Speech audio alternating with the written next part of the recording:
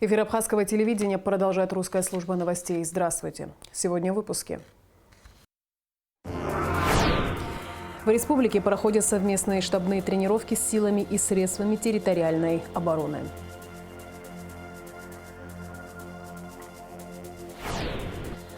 В Новом Афоне продолжаются работы по благоустройству города.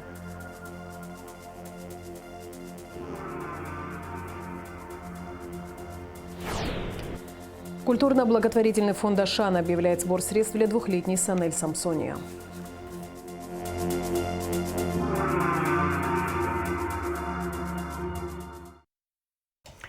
В соответствии с решением президента, главнокомандующего вооруженными силами Абхазии Аслана Бжани, Министерством обороны проводятся совместные штабные тренировки с силами и средствами территориальной обороны. К проведению привлечены офицеры Управления Минобороны и Генерального штаба, главы администрации районов, силы и средства силовых структур. Характерной особенностью совместной штабной тренировки в зимний период обучения является апробация новых форм и способов применения сил и средств территориальной обороны в районах. 14 февраля первый замминистра обороны, начальник Генерального штаба Вооруженных сил Республики Владимир Савченко провел тренировку в городе Тхуальчал. Он заслушал доклады ответственных лиц за территориальную оборону. Глава администрации района Исидор Дочи отметил, что такие мероприятия необходимы для укрепления обороноспособности страны. Это полезно для нас. Что-то для нас это стало новое, что-то мы уже проходили. Надеюсь, это бесследно не пройдет. Мы видим, что происходит в мире, особенно в Украине. Мы должны быть готовы сегодня, если что-то случится. Первый замминистра обороны, начальник Генерального штаба Вооруженных сил Республики Владимир Савченко также провел совместную штабную тренировку в городе Ачимчира.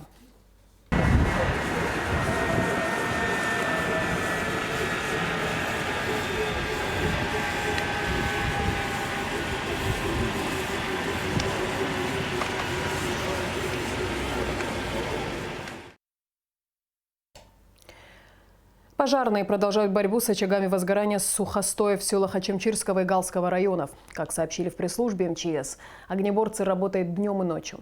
В пресс-службе спасательного ведомства отмечают, что пожары чаще всего возникают из-за того, что люди готовятся к весенне-полевым работам и поджигают сухую траву и кустарники на своих участках, чтобы расчистить их. Спасатели в очередной раз призывают население не заниматься палом травы. В МИДе России состоялась встреча министра иностранных дел Абхазии Нала Ардзинба с представителем президента России в группе БРИКС, замминистра иностранных дел Сергеем Рябковым. Стороны обсудили вопросы, представляющие взаимные интересы. Нала Ардзинба с рабочей поездкой находится в Москве. Философия БРИКС очень близка нашей стране. БРИКС – это символ сегодня глобального большинства, символ многополярности, движения в сторону справедливого мироустройства. И в этом смысле Республика Абхазия – это, безусловно, органическая, неотъемлемая часть глобального большинства. Наш народ, наша страна стремится к тому, чтобы была справедливость в международных отношениях. С этим мы связываем и международное признание, расширение международного признания нашей страны. Поэтому сегодняшняя встреча была очень важна. Мы обсудили председательство Российской Федерации в БРИКС, и состоялся очень теплый разговор. С Сергеем Алексеевичем мы давно знакомы. В свое время имел честь возглавлять российскую делегацию на молодежной двадцатке. И тогда мы с Сергеем Алексеевичем обсуждали еще в 2012 году первую встречу молодежи в формате БРИКС. Поэтому для меня это была очень теплая, очень важная встреча. Рассчитываем на то, что БРИКС и дальше будет крепнуть, развиваться и будет двигать мир в сторону укрепления многополярности и глобального большинства. Министр внутренних дел Абхазии Роберт Киут находится с рабочей поездкой в Татарстане. 14 февраля состоялась встреча с министра внутренних дел по Республике Татарстан Алексеем Соколовым. Также Роберт Киут посетил дежурную часть Центрального узла связи, ознакомился с работой госавтоинспекции, функционированием аппаратно-программного комплекса «Безопасный город». В рамках поездки в Казань Роберт Киут посетил ведомственный музей, где представлены экспозиции истории МВД Татарстана. Председатель парламентского комитета по социальной политике, труду, здравоохранению, демографии и делам ветеранов и инвалидов войны Рашида Айба прокомментировала бюджет Фонда инвалидов Отечественной войны народа Абхазии на 2024 год, утвержденный парламентом 7 февраля. В связи с принятием бюджета на 2024 год считаю важным обратить внимание граждан на ситуацию, связанную с работой некоторых внебюджетных фондов, деятельность которых входит в сферу особого контроля со стороны нашего комитета. Прежде всего, это вопросы помощи ветеранам и инвалидам Отечественной войны народа Абхазии. В частности, мы внимательно изучили представленный Фондом инвалидов проект бюджета на 2024 год. В процессе работы у коллег возникли ряд вопросов. Была подготовлена таблица поправок, предполагающая повышение эффективности оказания предметной помощи. В силу объективных причин работа по внесению изменений в проект бюджета фонда не была завершена к концу прошлого года, поэтому бюджет не был окончательно утвержден. Однако следует отметить, что фонд имел возможность исполнять по закону свои обязательства в соответствии с параметрами бюджета за 2023 год. Ключевые показатели мы не меняли, но ряд статей расходов был откорректирован с учетом сокращения средств на содержание самого фонда и перераспределения остатков бюджета фонда за 2023 год. Нам удалось изыскать дополнительно более 5 миллионов рублей и направить эти средства на увеличение объемов программы по зубопротезированию. Если первоначально речь шла о 17,5 миллионов рублей, то мы довели эту сумму до почти 23 миллионов рублей, а именно увеличили сумму, выделяемую на каждого заявителя со 100 тысяч до 150 тысяч рублей. Наше решение было продиктовано опытом прошлых лет, когда средства, выделенные на эту программу, заканчивались примерно за 3 месяца до окончания календарного года, и многие поступившие заявки не выполнялись. Исходя из высокой потребности, комитет посчитал важным и необходимым увеличить ассигнование именно на программу по зубопротезированию. Кроме того, комитет рекомендовал фонду внести необходимые изменения и во внутреннее положение о фонде, согласно которому заявитель после одобрения его обращения мог бы воспользоваться полным лимитом одобренной суммы вне зависимости от этапности и срока влечения. Вопросам восстановления картины с фондов Национальной картинной галереи, уцелевших при пожаре в здании ЦВЗ Союза художников Абхазии 21 января, посвящалась встреча временно исполняющего обязанности министра культуры Динары Смыр с представителями творческой интеллигенции. Как сообщает пресс-служба Минкульта, министерство находится в постоянном контакте с коллегами из России. Специалисты сделали реставрационные описания и физико-технический анализ, после чего можно приступать к реставрации. В ближайшие дни начнутся ремонтные работы на втором этаже здания Национальной картинной галереи по улице Пушкина, где будут размещены уцелевшие после пожара работы. Кроме того, коллеги из России передадут в дар Национальной картинной галереи комплекс профессионального реставрационного света. До 100 граммов наркотического средства изъяли у 2 жителей Москвы. Супружеская пара задержана в Сухуми по подозрению в сбыте наркотического средства в особо крупном размере. Детали в оперативной съемке МВД. Сбыт наркотического средства в особо крупном размере вменяется Федосову Николаю Викторовичу, 1977 года рождения. Последний задержан сотрудниками УКОН МВД совместно с оперсоставом 1-го отдела милиции УВД по городу Сухум. Также по улице Джонуа задержана подозреваемая в аналогичном преступлении Федосова Татьяна Николаевна, 1981 года рождения. Данные граждане – жители города Москва, временно проживающие на территории Абхазии. В результате личного досмотра у гражданина Федосова сотрудниками милиции обнаружены и изъяты 15 заизолированных свертков с белым порошкообразным веществом внутри, а также сотовый телефон, 4 банковские карты, личные документы на его имя, электронный ключ, карту от гостиничного номера. Вам задается вопрос, кто вас курирует? Ну, это Антон. Антон. Угу. Заказник сделал. А за жилье ваше кто оплачивает? Также он. Антон. А через какое мобильное приложение вы переписывались? WhatsApp. WhatsApp. А сделанные фотографии куда вы отправляете? WhatsApp. WhatsApp по номеру Антона, да? Задержанный пояснил, что он производил так называемые тайные закладки в различных местах на набережной Диаскуров в городе Сухум. Далее фотографировал места с указанием координат и отправлял фото через мобильное приложение абоненту под псевдонимом Антон, за что получал денежное вознаграждение в сумме 700 рублей за каждую сделанную закладку. Масса изъятого у гражданина Федосова наркотического средства метадон составила порядка 13,5 грамма.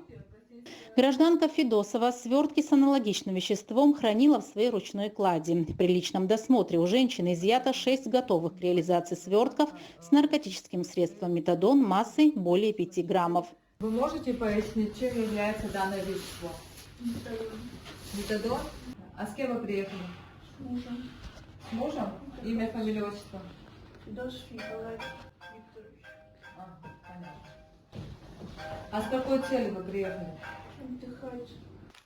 А отдыхали супруги Федосова в фешенебельном столичном отеле, где в своем номере организовали процесс по фасовке наркотического вещества для последующей реализации. Здесь у нас стоят весы с неким порошком. Также у нас здесь пакет со светлым веществом. Что это за вещество, гражданин Федосов? Метадон. Граждане поняты всем участникам. При осмотре процесса. помещения сотрудники милиции изъяли более 73,5 граммов наркотического средства метадон, которое хранилось россыпью в целлофановом пакете и на стадии взвешивания, а также уже расфасованное в 17 подготовленных к сбыту свертков, изъятые и электронные весы. Федосов, поясните нам, пожалуйста, каким процессом вы здесь занимаетесь? Что вы здесь делали? Весил, разложил, упаковал. А затем Отнес в бал. я, как подозреваю, и гражданин Федосов, как заявляет, здесь происходил процесс расфасовки наркотического вещества. Все правильно?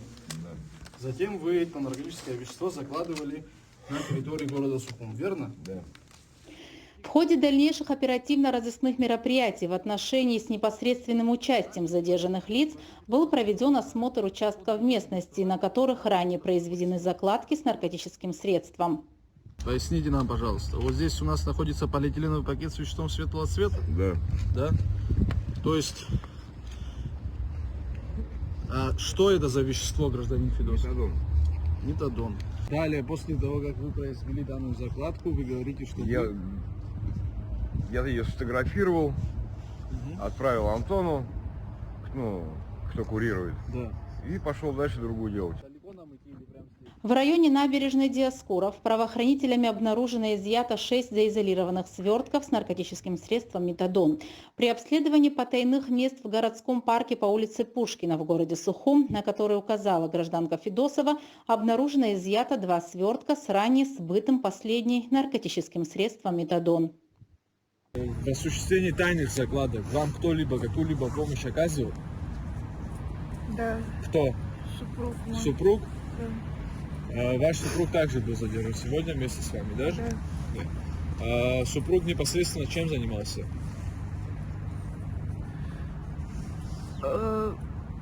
Фотографировал места. То есть вы закладывали Я наркотическое да. вещество, Скидывала, да, а он непосредственно делал фотографию. На фотографии он какие-нибудь отметки, там, указатели делал? Да, А какие именно? точку. Точку. Помимо Какую-то точки, точку ставил, какое дерево, наверное. какую-нибудь геолокацию какое-то точно? Геолокацию да, делал? тоже делал. Так. В общей сложности у граждан Федосовых изъято порядка 100 граммов наркотического средства. По факту незаконного приобретения, хранения, сбыта наркотического средства группой лиц по предварительному сговору в особо крупном размере. В отношении данных граждан Следственным управлением МВД Абхазии возбуждено уголовное дело. Последние заключены под стражу.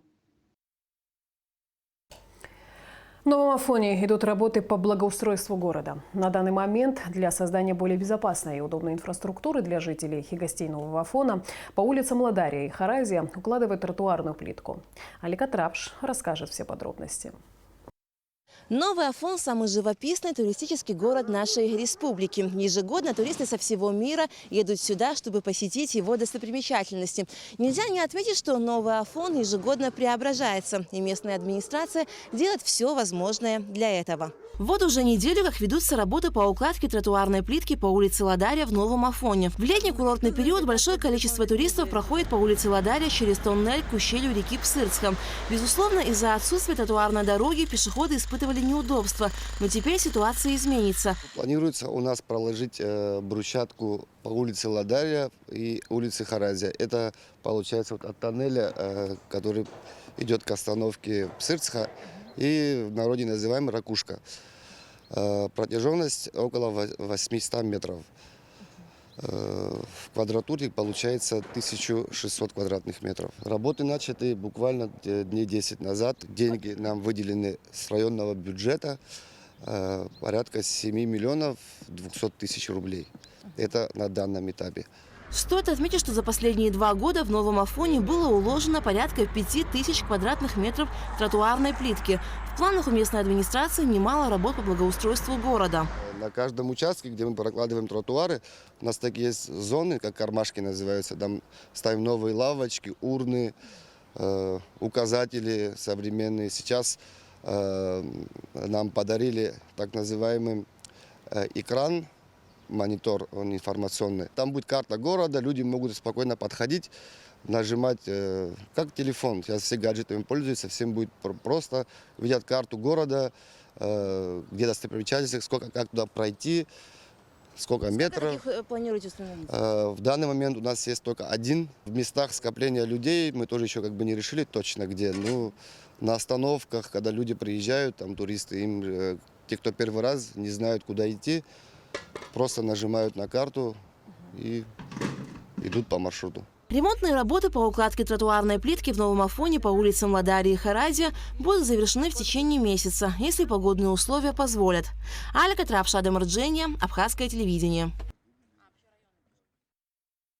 Россотрудничество в Абхазии приглашает школьников принять участие в республиканском конкурсе творческих работ. Сочинения, очерки, эссе среди учащихся общеобразовательных школ Абхазии в возрасте от 14 до 18 лет на тему «Исторический калейдоскоп. Я расскажу об улице, на которой живу». По результатам конкурса жюри определяют победителей и призеров, которые награждаются дипломами и грамотами и могут быть рекомендованы для участия в мероприятиях. Представительство Россотрудничества. Творческую работу необходимо в срок до 25 марта направить на электронную почту организаторов. Культурно-благотворительный фонд «Ашана» объявляет сбор средств для 2-летней Санель Самсония. Девочка нуждается в срочной операции, которую готовы выполнить в Ереванском научном центре травматологии и ортопедии. Необходимо собрать 300 тысяч рублей. Голубоглазая 2-летняя Санель Самсония с виду вполне здоровый ребенок. С живым интересом разглядывает происходящее вокруг, сидя на руках у мамы. И лишь самостоятельная ходьба выдает ее болезнь – врожденную дисплазию и вывих правого тазобедренного сустава. Эта болезнь приводит к нарушению опорной функции конечности. Потому малышка во время ходьбы прихрамывает. Хибла Пачулия, мама Санель, рассказала, что в 6-месячном возрасте малышке уже проводили операцию, но она оказалась безуспешной. А теперь каждый день и каждая секунда на счету. Носили ремень тоже, на массаже тоже ходили. И потом, вот когда во фонд Ашана мы пошли, когда как раз приехал с Армении, у него показали рентген, тоже сняли. Сказал, надо операция либо в Грузию, либо в Ереване. Мы поехали в Грузию, сделали операцию. Носили в гипсе, ходили. Не знаю, ничего не помогло все равно. Сняли еще раз рентген, но когда в гипсе была, нам сказали снять рентген и отправить, посмотрите, изменения есть или нету. Он сказал, на гипс снимите, там никаких изменений нету. В августе прошлого года по приглашению культурно-благотворительного фонда «Ашана» в рамках медицинского проекта «Здоровое поколение» из Еревана в Абхазию приезжал ведущий врач-ортопед Авсеп Данилян. После осмотра Санель он сказал, что в срочном порядке необходимо оперировать ребенка. Больной предполагается произвести открытое вправление левого бедра, коррегирующее остеотомия бедра и ацетоблопластика по методике ДЭГА. Послеоперационная иммобилизация 2-2,5 месяца. После этого реабилитация. Важно делать такие операции детишкам как можно раньше, потому что чем меньше ребенок, тем меньше риск инвалидизации последствий ребенка. И пока в Абхазии мы не можем это достичь, какие-то еще мелочи нам нужны, чтобы такие операции можно было здесь проводить. Санель ждут в Ереване, в научном центре травматологии и ортопедии. Если в Абхазии неравнодушные люди смогут собрать 300 тысяч рублей, то двухлетняя девочка получит необходимую помощь. Культурно-благотворительный фонд «Ашан» открывает сбор средств на проведение операции для двухлетней Санель, которой необходимо провести в срочном порядке операцию по вправлению тазобедренного сустава правого бедра. Это крайне необходимая операция для того, чтобы Санель в будущем развивалась, росла, играла, смогла пойти в школу так же, как ее сверстники. У фонда есть хороший опыт сотрудничества с ереванской клиникой, это Сурб Австмайнер. На протяжении многих лет мы отправляем своих подопечных именно туда с такими диагнозами. На базе этой клиники наш партнер, наш доктор, который много раз приезжал к нам в Абхазию, осматривал наших детей, Авсеп Абитикович Даниля, проводит операции. Все операции проходят очень успешно. Наши подопечные, их родители очень довольны. Я обращаюсь к каждому помочь двухлетней Санель. В данной ситуации без нашей, вашей поддержки семье не справится. Именно сейчас каждый из нас может изменить судьбу малышки и сделать девочку и ее любящих родителей счастливыми. И каждый рубль, как и в любом другом благотворительном сборе, имеет колоссальное значение. Асида Малия, Фатима Гергия, Тимур Гугохи, Абхазское телевидение. Стоимость прожиточного минимума на одного трудоспособного жителя на 1 января сего года составила 11 072 рубля, сообщает Госкомстат Абхазии. В том числе продовольственные товары – 7 573 рубля, непродовольственные товары – 2170 рублей, платные услуги, налоги и обязательные платежи – 1328,7 рублей. Величина прожиточного минимума по сравнению с соответствующим периодом прошлого года увеличилась на 15,2%. 26 и 27 февраля на сцене Абхазского государственного драматического театра состоится премьера спектакля «Он и она» по мотивам произведения Дмитрия Гулия «Переписка парня и девушки». Постановка приурочена к 150-летнему юбилею основоположника абхазской литературы, народного поэта Абхазии Дмитрия Иосифовича Гулия. Режиссер, постановщик спектакля – заслуженная артистка Абхазии Мадина Аргун. Роли в спектакле исполняют народные артисты Абхазии Виолетта Ман и Кисоу Хагба, актер Абхазского драмтеатра Гунда Ажиба, Гудиса Тодуа, Циала Инапшиба, Кристина Цимцба и Алхаз Шампа. И в завершении выпуска традиционно о погоде. По сообщению Гидромедцентра, в четверг, 15 февраля, на территории Абхазии ожидается облачная с прояснениями погода. Ночью и утром без осадков, с полудня дождь разной интенсивности, в горах снег. Температура воздуха ночью +7, 12, днем 9-14. Температура моря +11.